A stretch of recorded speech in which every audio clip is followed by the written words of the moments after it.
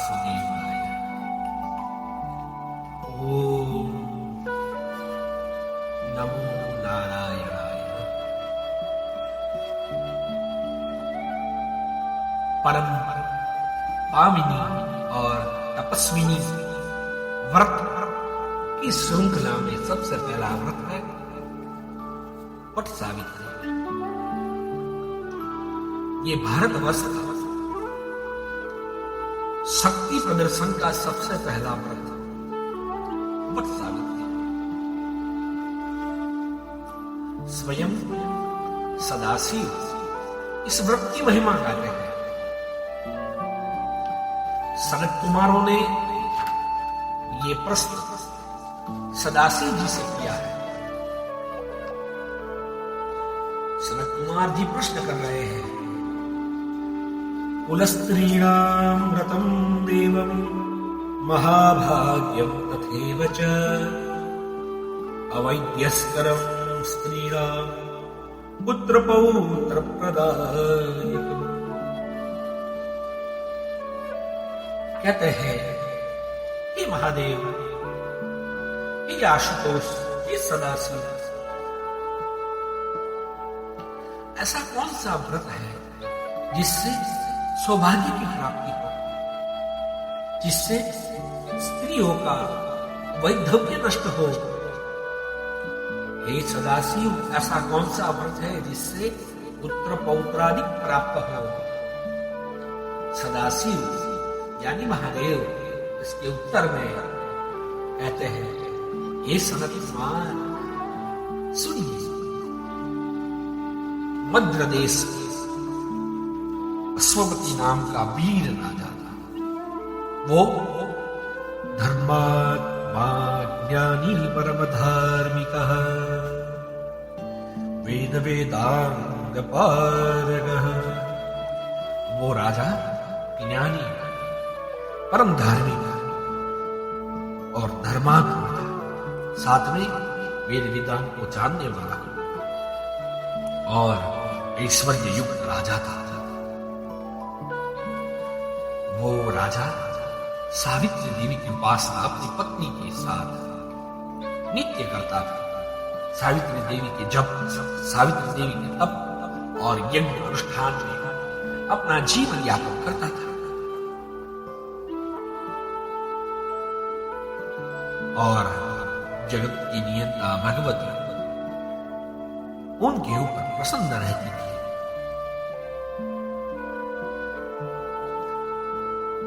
भगवती राजा के ऊपर प्रसन्न होकर एक बार राजा के सामने प्रकट हुई है और बताया है, हे राजेंद्र, आपके तप से मैं प्रसन्न हुई हूं। मांगिए आपके मन में जो इच्छा है, आज आपकी इच्छा की परिपूर्ति होगी। राजा ने बताया है, हे देवी, आपके आशीर्वाद से मेरे राज्य और परिवार में सब कुछ संपूर्ण है, लेकिन आप सर्वज्ञी हैं, जानती है मेरे परिवार में संतति नहीं है। भगवती सावित्री ने बताया है, ये राजन तेरे भाग्य में संतति नहीं है, लेकिन आपने जो तप किया है उसके तपोबल से मैं तुम्हें पुत्री का वरदान देती हूं। तुम्हारे कुल में पुत्री होगी जो तुम्हारा और उनके ससुर का कल्याण करेगी।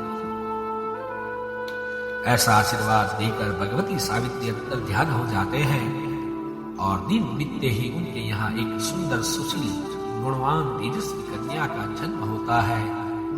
परम उपासक राजा अश्वपति ने उनका नाम भी सावित्री रखा है। दिन बीतते जाते हैं, उनके अंदर गुण का विकास होने लगता है, तेज का विकास होने लगता है। और उसी चिंता में एक बार राजा ने कहा, हे बेटी, आप विवाह योग्य हो गई हो, आपका विवाह होना चाहिए, लेकिन मुझे ये प्रश्न है, आपके योग्य कोई आदमी मुझे दिखाई नहीं दे रहा है। आपके गुणों के सगुण कोई गुणवान नहीं है, आपके तेज के समान कोई आदमी नहीं है। आप ही अपने आप अपना विवाह के लिए योग्य वर चुन लीजिए। राजा ने अपनी कमल प्रिया और गुणवान कन्या को अपने योग्य मंत्रियों के साथ, मात्यों के साथ धन प्रदान करके वर खोजने के लिए भेजा है। यहाँ पर ये कन्या वर खोजने के लिए निकली है, वहां ही भगवान नारद जी का यहाँ आगमन हुआ है। नारद जी का आगमन होते ही राजा अपने सभासदों के साथ सभा में से खड़े हुए हैं, उनका स्वागत किया है, यथोचित उनको सत्कार किया है। और नारद जी कहने लगे हैं, हे राजन, आपकी कन्या विवाह योग्य हो गई है, लेकिन आपने अभी विवाह किया नहीं है। आप उनके बारे में कुछ सोचिए।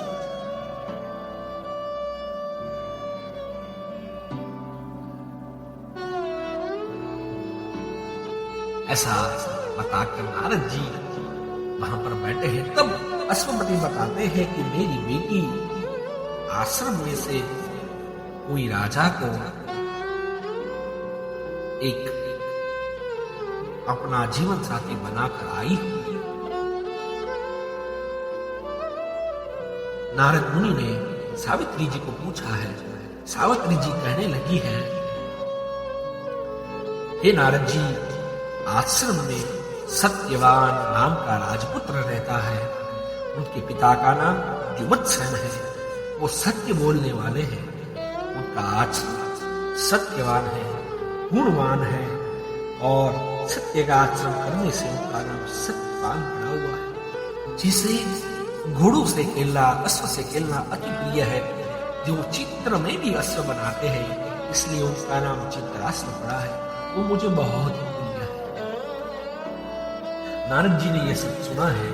नारद जी संत है, संत परम हितकारी, जगत मही संत परम हितकारी, यानी दूसरों के हित के लिए जो वचन कहते हैं, और वचन प्रिय हो और हित हो, ये संभव नहीं है, क्योंकि हितम मनोहारी च दुर्लभम वचन, हित और मनोहारी ये दो वचन साथ में नहीं है, क्योंकि कटु औषध ही जीवन में प्रगति देता है, इससे रोगों में, और मीठा रोग को अपने जीवन में स्वागत करता है। ऐसे ही नारद जी ने अश्वपति को बताया है, हे अश्वपति सुनिए, बेटा सत्यवान जो राजा है वो बहुत ही गुणवान है, तेजवान है, सर्वगुण संपन्न है, यशोवान है, लेकिन सुनते ही अश्वपति के जीवन में कुछ परेशानियां उत्पन्न हुई हो, ऐसा संभव है। अश्वपति ने पूछा है, लेकिन मतलब क्या? तब नारद जी कहने लगे, लेकिन उनका आयुष्य है संवत्सरे दक्षिणायु देह त्यागम करिष्यसि।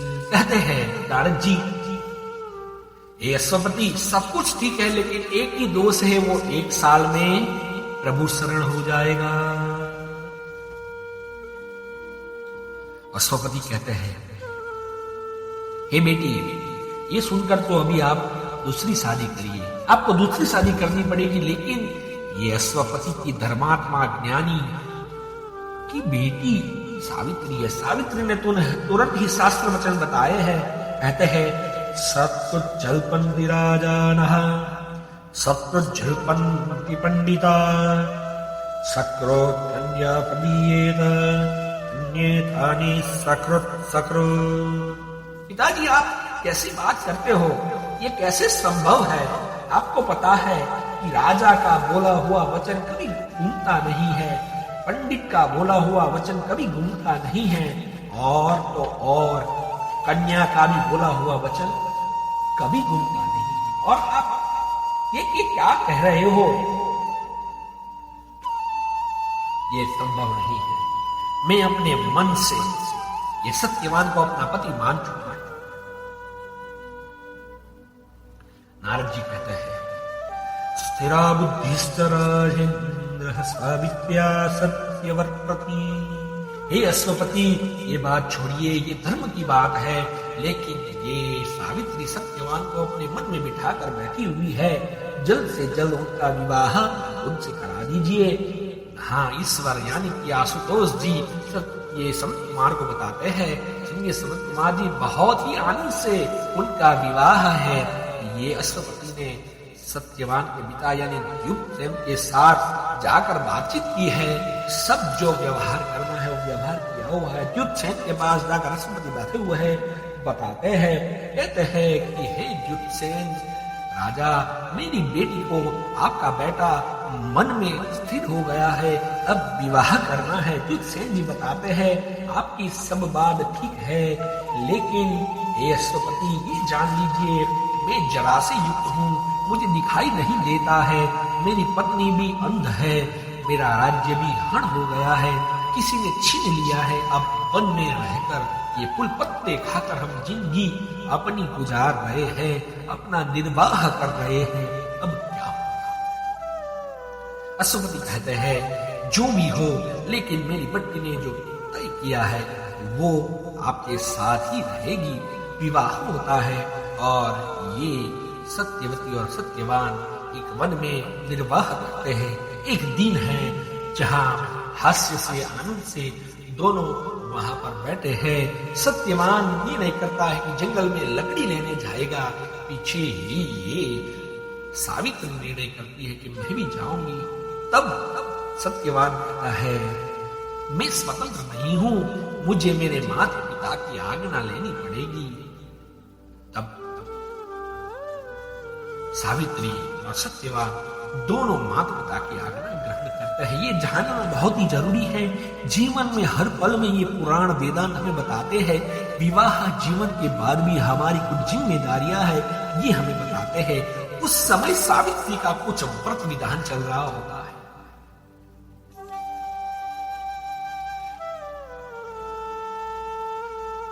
युद्धसेन राजा कहते हैं कि आपका व्रत है, आप न जाइए। तब भी सावित्री कहती है, हे राजन, आप मुझे आज्ञा दीजिए, मैं उनके साथ जाने में मेरा यश समझती हूँ, मेरा कल्याण समझती हूँ। उन दोनों माता पिता को प्रणाम करके ये सत्यवान और सावित्री जंगल में जाते हैं और सत्यवान लकड़ियां काट रहा होता है। थोड़ी ही देर में उनके शरीर में पीड़ा होती है और उसके बाद सिर दर्द होने लगता है और पूरे बदन में कंटक चूमते हैं, ऐसी पीड़ा उत्पन्न होती है।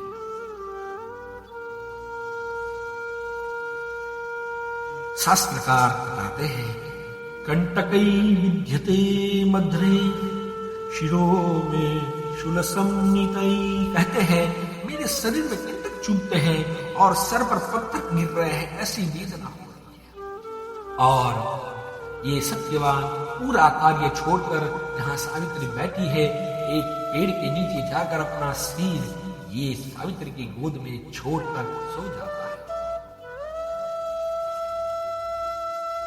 और उसी समय एक प्रकाश, बड़ा प्रकाश वहां उपस्थित होता है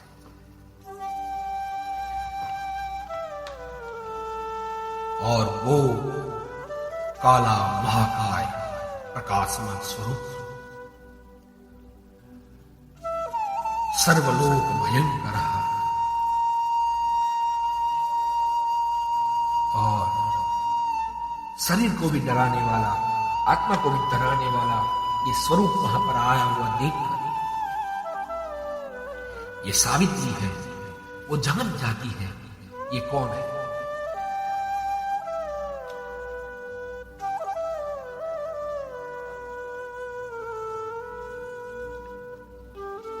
हे तेजस्विनी मनस्विनी,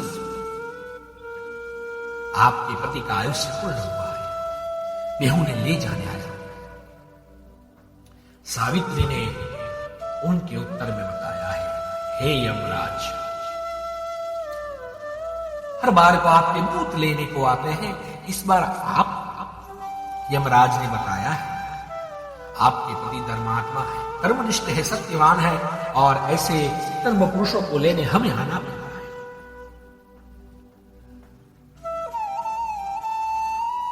ऐसा बोलते ही अंगुष्टमात्रं पुरुषं निष्कर्षयमो बलात्। ऐसा बोलते ही उनके शरीर में से अंगुष्ठ मात्र जो तेज था खींच कर बाहर निकाल दिया और ये जो पूरा तेजोमय शरीर था वो ऐसे ही बिखरे हुए चीज की तरह जमीन पर गिर जाता है। श्वास नहीं है, कुछ चेष्टा नहीं है। निर्चेष्ट शरीरम श्वास हृद्वृतम, श्वास नहीं है, कोई चेष्टा नहीं है और यम है दक्षिण की ओर चलने लगता है और उसके पीछे पीछे ये शक्ति, नारी शक्ति निर्गत गच्छ सावित्री कुरुस्वाध्योर्ददेहिकम्, उनके पीछे पीछे अपने पैर जमाते हुए चलने लगती है। कहती है कि मुझे पति का ऋण चुकाना है, इसलिए मैं पीछे जा रही हूं।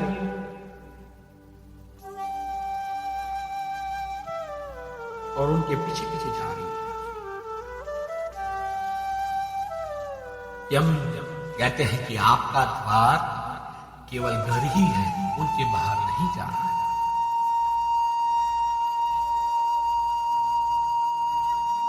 और आप घर जाकर उत्तर क्रिया कीजिए, ये आपका कार्य है। लेकिन यम के प्रत्युत्तर में सावित्री कहते हैं आप जहां मेरे पति को ले जाएंगे वहां मैं आऊंगी और यही धर्म सनातन है, क्योंकि मैंने उनके साथ साथ वचन लिए थे। तब से गुरु भक्ति से, पति के स्नेह से, व्रत से और आपकी कृपा से मैं जहां जाऊंगी वहां आप और आपकी कृपा से मेरी गति टूट नहीं सकती, रुक नहीं सकती। हे यमराज, तत्वदर्शी पंडित जो सब वचन है वो साथ चालने के लिए कहते हैं। मैं मित्रता के साथ भी बंधी हुई हूं। अज्ञानी पुरुष गुरु के घर में निवास करते हुए भी ब्रह्मचर्य का पालन नहीं करते, वानप्रस्थ में रहते हुए भी धर्म का पालन नहीं करते और धर्म ज्ञान के लिए विद्वान लोग ये सत्पुरुषों का मार्ग उपयुक्त करते हैं और सत्पुरुषों के द्वारा बताए गए धर्म के मार्ग पर जो जाता है, जो उनको पालित करता है, वो ही सत्पुरुष धर्म में मुख्य है। ऐसा सुनकर यम कहते हैं, हे सावित्री, आपके स्वर व्यंजन हेतु युक्त वाणी से मैं प्रसन्न हुआ हूं, इसलिए हे सावित्री, हे तेजस्वी, आपको इस वर से उत्पन्न किए बिना, यानी सत्यवान को उत्पन्न करना है, ऐसा वर के बिना कोई भी दूसरा वर। तब सावित्री बिना झिझक, बिना डरे कहती है, हे यमराज, मेरा ससुर अंध है, उनका राज्य हरित हो गया है, आपकी कृपा से वो देखते हो और बलवान हो, अग्नि और सूर्य जैसा तेज उन्हें प्राप्त हो, प्रतापी राजा बने, ऐसा मैं चाहता हूं। यमराजा ने उसे पुनः वरदान प्रदान किया है और वो आगे चलने लगे।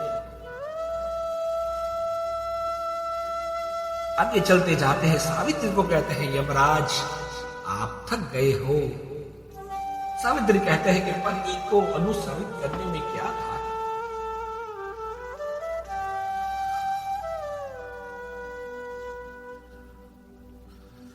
और उसी बात में यमराजा को बात सुनाती है, सत्पुरुषों का जो मेलन है वो एक बार भी अति प्रिय होता है और वो उत्तम लोक को ले जाने लेता है। एक बार भी मिलन हो जाए और मैत्री हो जाए तो वो कभी अफल नहीं जाता, यानी निश्चित रूप से फल प्रदान करता है। इसलिए आप जैसे सत्पुरुषा मिलाप मुझे निश्चित फल प्रदान करेगा। यम ये सुनते ही कहता है, पंडित जैसी बुद्धि आपको और हितकारी वचन जैसी वाणी तुम्हें प्रदान हुई है। मैं प्रसन्न हूं। दूसरी बार तुम्हें मैं वर प्रदान करने की इच्छा रखता हूं। अब दूसरी बार सावित्री कहती है, यमराज मेरा ससुर का जो भी राज्य धन है वो प्रदान हो, ऐसी मैं प्रार्थना करती हूँ। यमराज तथास्तु कहकर आगे जाने लगते हैं। फिर से सावित्री उसे अनुसरित यानी पीछे पीछे जाने लगती है। यमराज उसे फिर से रोकते हैं। फिर से सावित्री ने संवाद किया है। सावित्री कहती है, हे यमराज, इस संसार में जो मनुष्य शक्तिहीन है वो सत्पुरुष के शरण में जाए और उसके ऊपर सत्पुरुष ही दया करे। और सबसे दयावान वही है जो सत्पुरुष है। ऐसी बात सुनकर सावित्री को फिर से कहने लगे हैं यम, हे सावित्री, ये सुबह जिस आदमी ने कोई प्यासे आदमी को जल प्रदान किया हो, यही आदमी ये वचन बोल सकता है। आप सत्पुरुष हो, ये वाक्य जो सत्पुरुष है वही बोल सकता है। इसलिए तुझे तुम्हारे पति के बिना जो भी चाहिए तुम मांग सकते। सावित्री कहती है, हे यमदेव, मेरे पिता पृथ्वीपति है लेकिन उन्हें पुत्र नहीं है, इसलिए उनके यहां 100 पुत्र का जन्म हो, उनकी वंश विच्छिन्न चालू रहे, ऐसी मुझे वर दीजिए। तथास्तु कहते हुए वो आगे चलने लगते हैं। सावित्री पीछे चलने लगती है। उसे वहां पर कहते हैं, अब थक गई हो, यहां से वापिस जाओ, लेकिन यम के पीछे चलती हुई जाती है। फिर यम को सावित्री कहते हैं,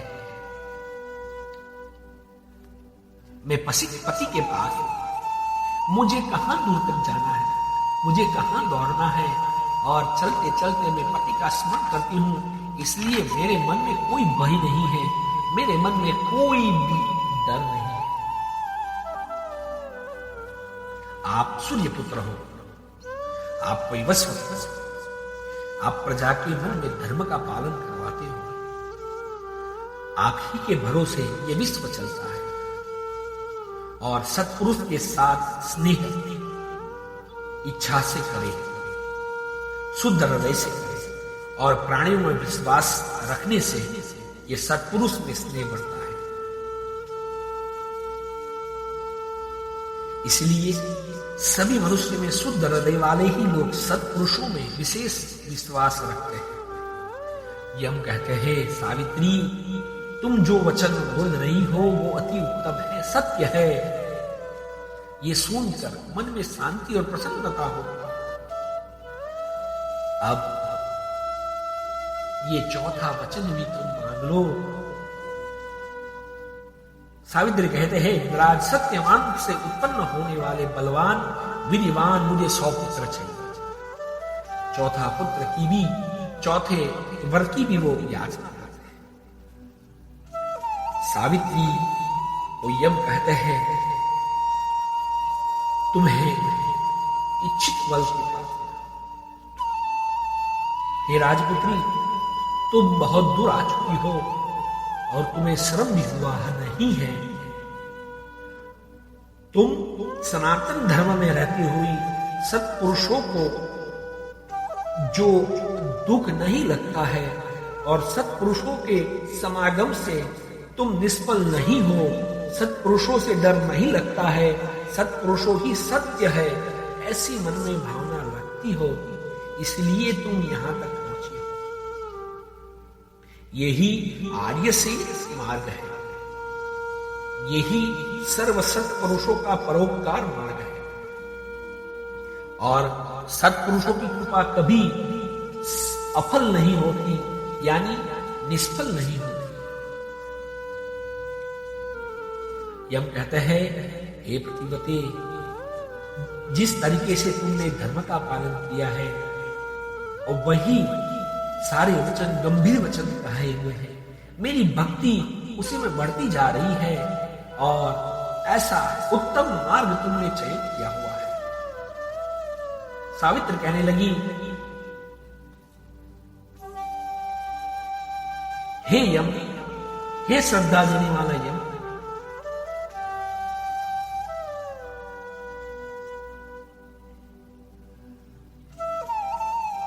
आप कह रहे हैं कि मेरे 100 पुत्र रहेंगे, लेकिन पति के बिना वो संभव नहीं है, इसलिए मैं पति के बिना स्वर्ग से जाना शुभ नहीं समझता।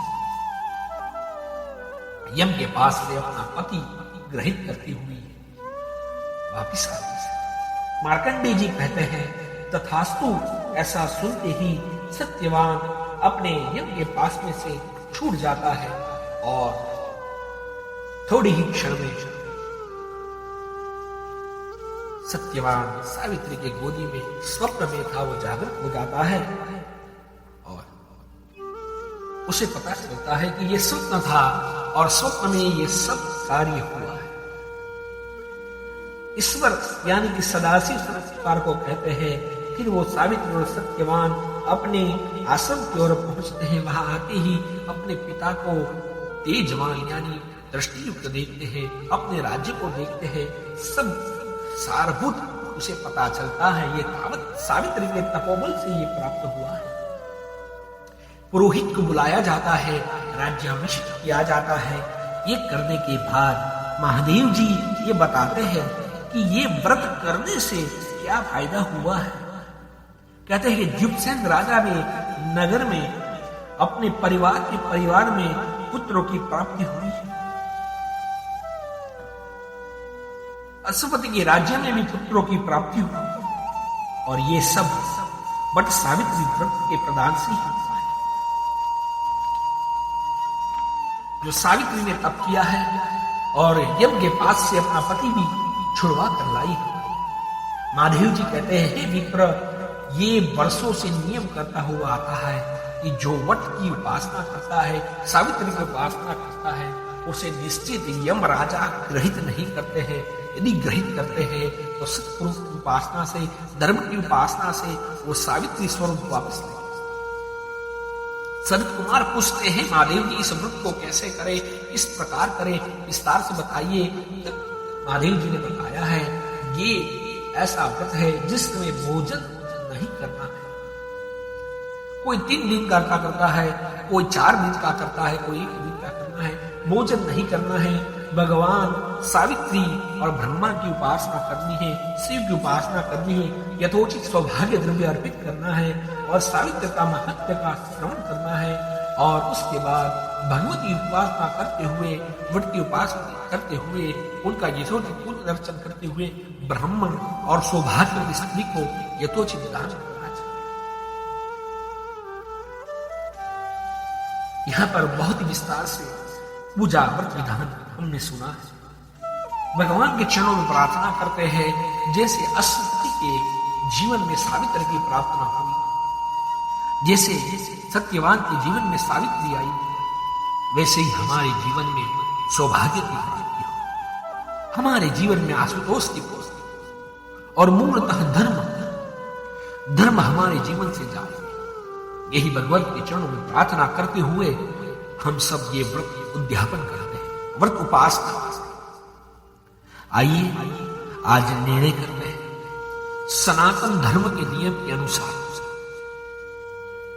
जो व्रत बताए हैं वो व्रत करेंगे, दूसरे को बताएंगे और जो नित्य अनुष्ठानित कर्म है यानी पतिव्रता यानी